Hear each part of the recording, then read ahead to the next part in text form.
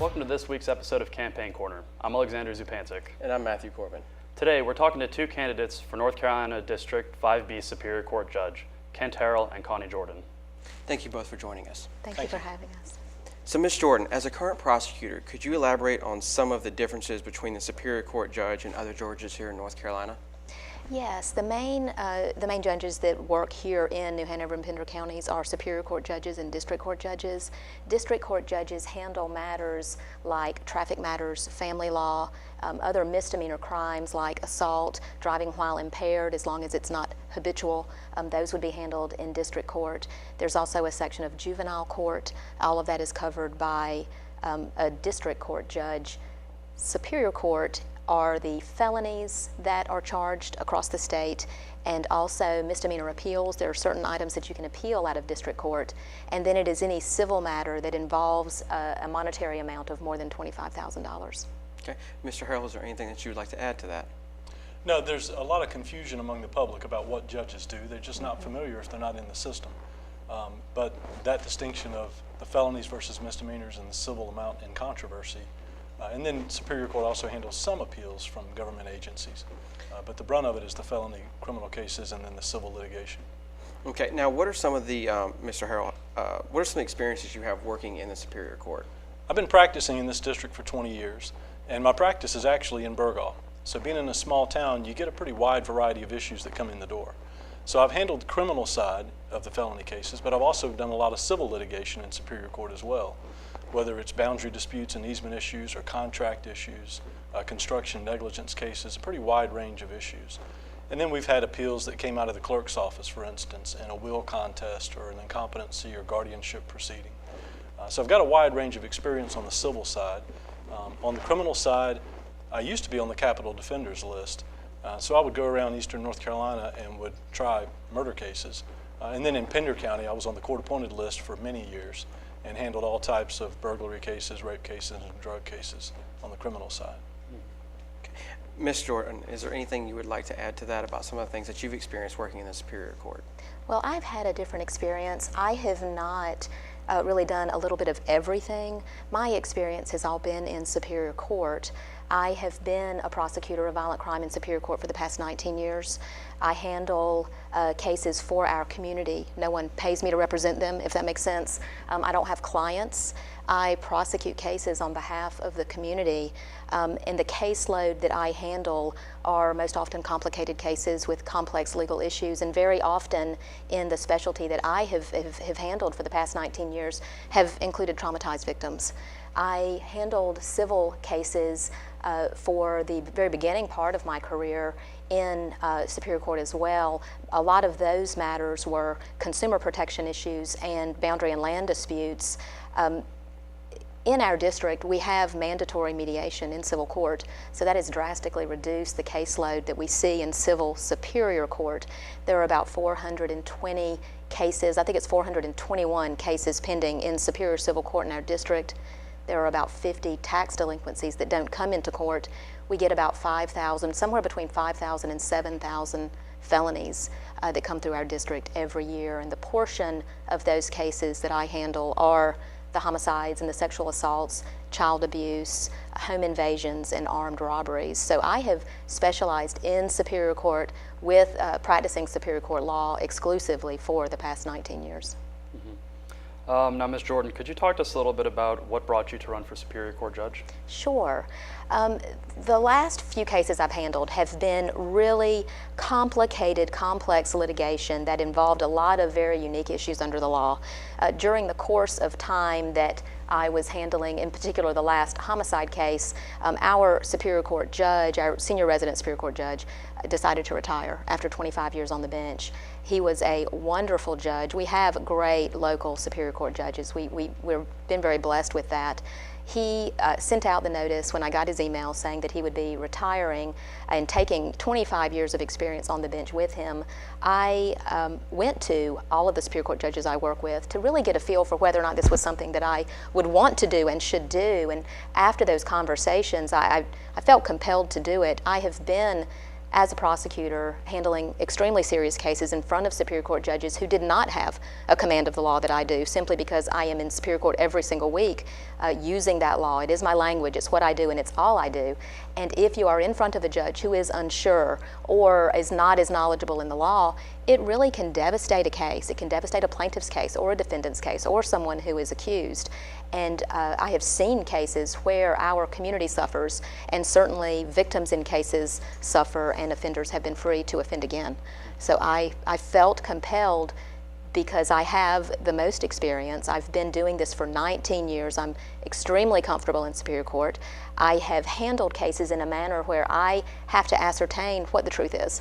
I search for justice. I'm not representing one party or the other. So it's a little bit of a unique circumstance. I'm the only candidate who has done that her whole career. So I feel like that makes me the most qualified candidate, and I felt compelled to do it on behalf of our community.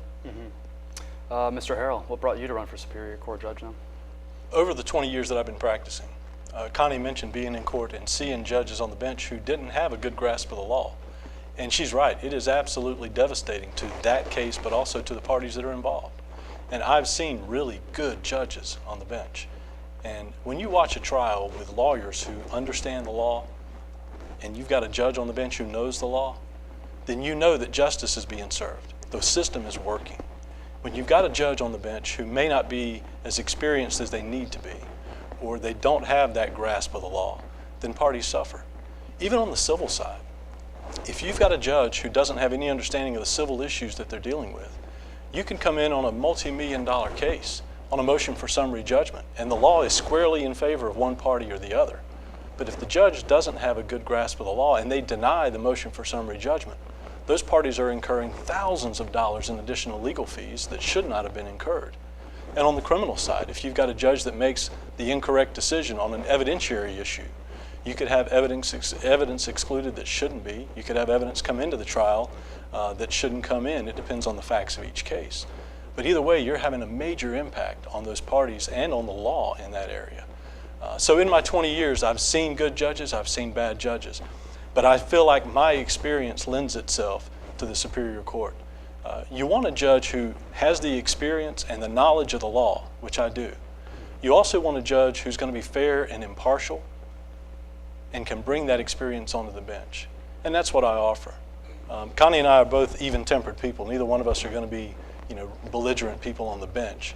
But I think that experience is what we need in a Superior Court judge. Now, Mr. Harrell, could you talk about some of the cases you've been involved in recently that, helped your experience a little bit to be a Superior Court judge?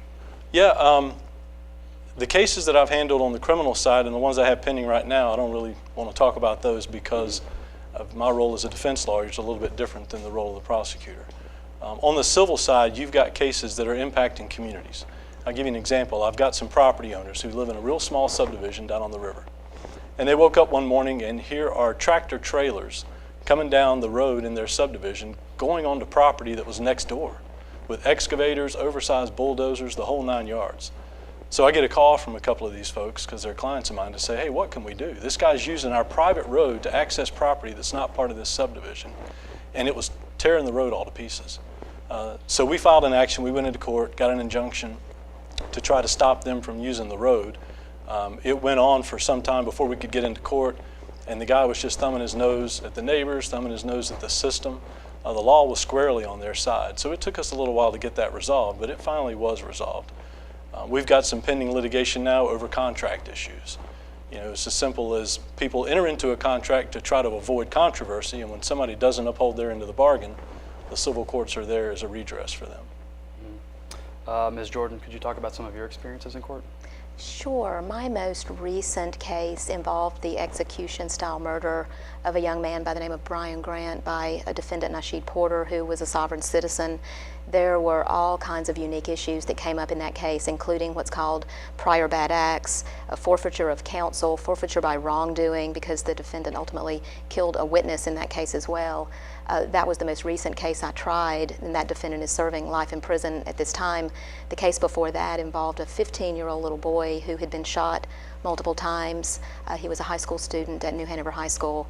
He is now a quadriplegic on a ventilator in a wheelchair for the rest of his life, and that defendant is in prison as well. The time before that was very close to home here at UNCW. It was a 20-year-old UNCW student who had stepped outside of her townhouse to walk her dog at about 9 o'clock on a Thursday morning. When she was outside, a stranger went into her home and hid. He ultimately attacked her when she came back in her home, attempted to sexually assault her. She actually jumped out of a second floor window to get away from him and ran to a neighbor's house for help. So those are some of the types of cases that I handle on a weekly basis.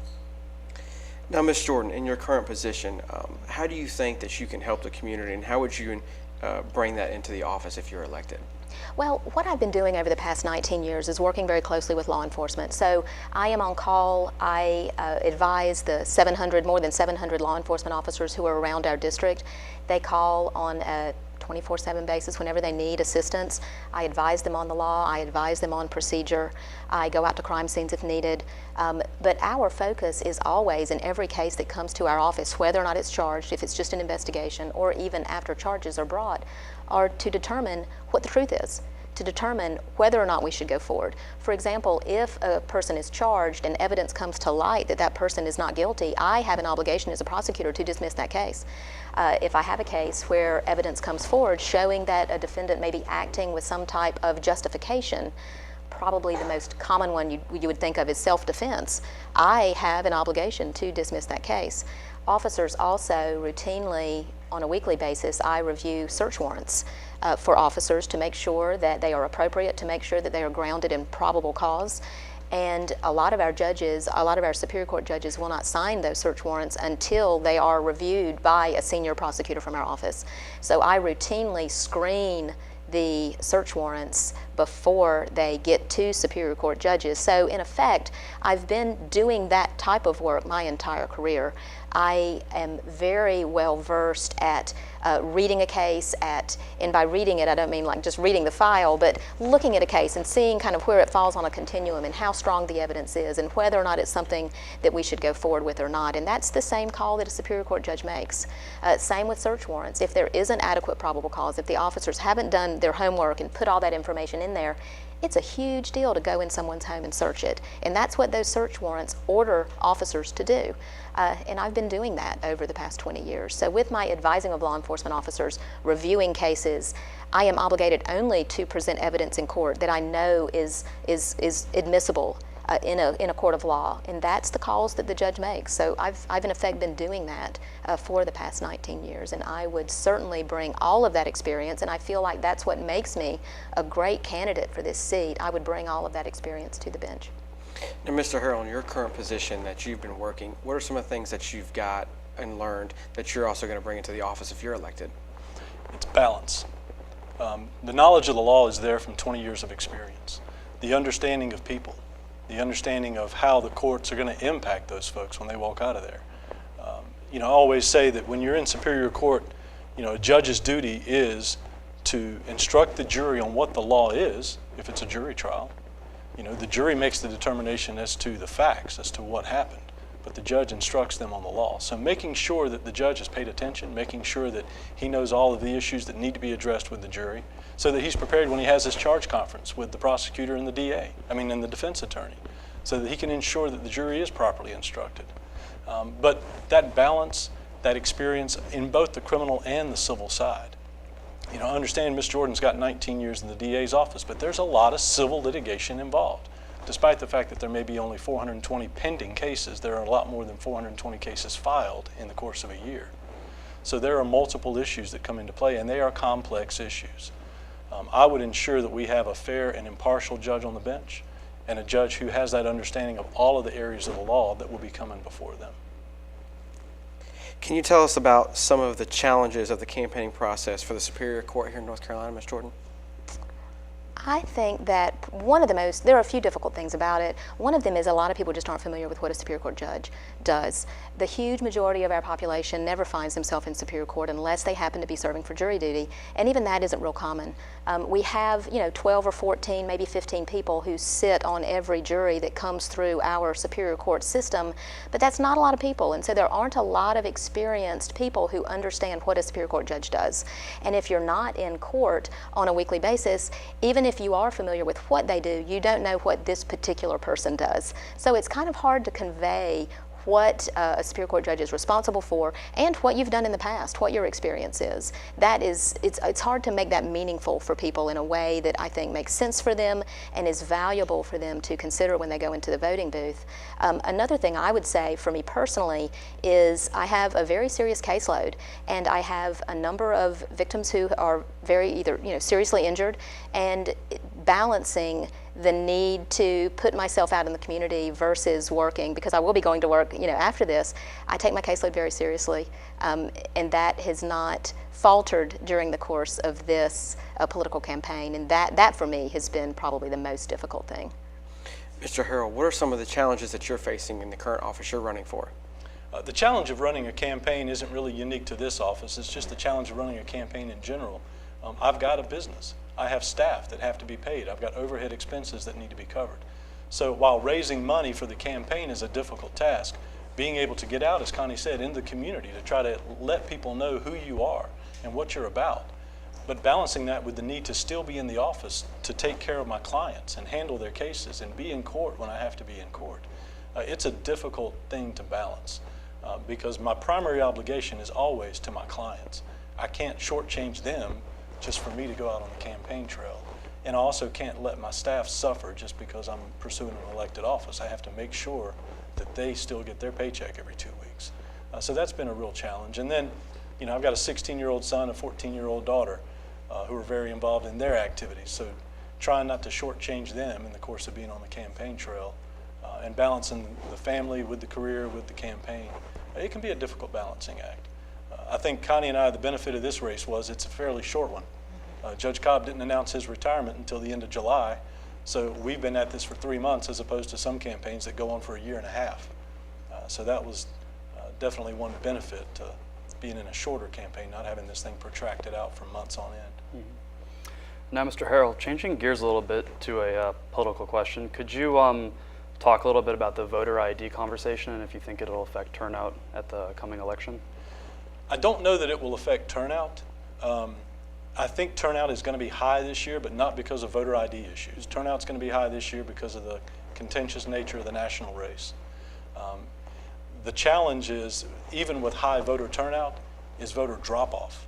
And the one thing that I would encourage everybody to do is go through your ballot.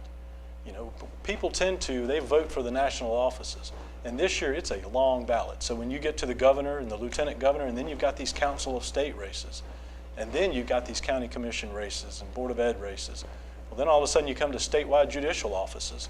And if people know little about our race, they definitely don't know much about the statewide judicial offices, which come before us on the ballot. So drop-off is huge. And my encouragement to folks is make sure you work your way all the way through that ballot. Get a sample ballot ahead of time. Think about who you're going to vote for before you show up to the polls.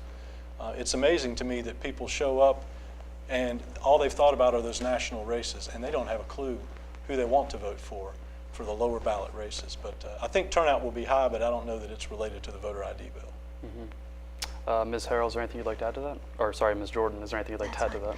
I have heard some complaints or concerns from citizens about the voter ID law, but the huge majority of folks that I have spoken to are eager to get to the polls. And I think that it is because we have such a hotly contested election at the top. They as well, I find, have talked to me about really researching candidates and doing a really good job of pulling their ballot beforehand and going through it literally and knowing what they're going to do before they get into that voting booth. And I would highly recommend that to people. I feel like we're going to have a really high turnout this particular election. Mm-hmm. Ms. Jordan, when it comes to voter turnout, what are some of the things that you've done and are doing, or that we could do, to get younger people involved in today's local and lower elections? It seems to me that it's a matter of caring, and I feel like that we have a lot of really caring individuals. I think that we have a lot of groups on our campuses, on colleges and community colleges across the state who are very involved in not only political campaigns, but just in the political process. I've had a great response from students and young folks. I think it's a matter of caring, and I think that with really the polarized issues that we've had, particularly I think that are unique to this particular campaign, I think has been really a more motivating issues to get young people more involved in not only political campaigns, political parties, but just in the political process in general. Mr. Harrell, the same question to you. What are some things that you're doing or have done to get the younger population involved in the campaign process? Talk to everybody we can talk to. I mean, that's the thing. Anytime you're on the campaign trail, you're not necessarily focused on a particular age group. You want to talk to everybody. I mean, I spent a couple of hours here before this interview going around campus and talking to some folks, just shaking hands, introducing myself, trying to get that out there. The other thing that we do now with campaigns is they're out there on every available source of media. So we try to make it as easy as possible to access information about us as a candidate, whether it's Facebook or websites, whether it's radio, whether it's mass mailings, anything that will get the message out to people. And different forms of media work better for different age groups of voters. So you try to make sure you've covered all your bases. But the biggest thing is trying to encourage people, because there's so much focus on that national race, and there's so much contention around that national race. What I'm encouraging people to do is look beyond the national race. You know, your opinion is your opinion on that issue. Let's look down ballot and let's focus on some of these local races as well, because they will have a direct impact on the community in which we live.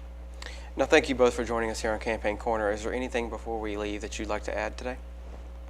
I'd just like to thank you for putting this together and giving us an opportunity to come in and meet with you. It's a great opportunity to just kind of get our message out there and tell voters here at UNCW in particular who we are. All right, you're welcome, sir. I graduated from UNCW a few years ago, many years ago, and so as an alumnus, I am just really excited to be here and doing this. I appreciate what y'all have brought together to be able to bring these issues to our community. I've watched some of the shows that you've put on already with the county commissioners, and the one I saw most recently was with Susie Hamilton and her opponent, and I think you do a wonderful job, and I really appreciate being here, and I would respectfully ask for your vote. Thank you. Thank you both for joining us. Thank you again for joining us here on Campaign Corner. Please don't forget to tune in to uncwingspan.com for further episodes. I'm Matthew Corbin. And I'm Alexander Zupancic. And thank you for joining us.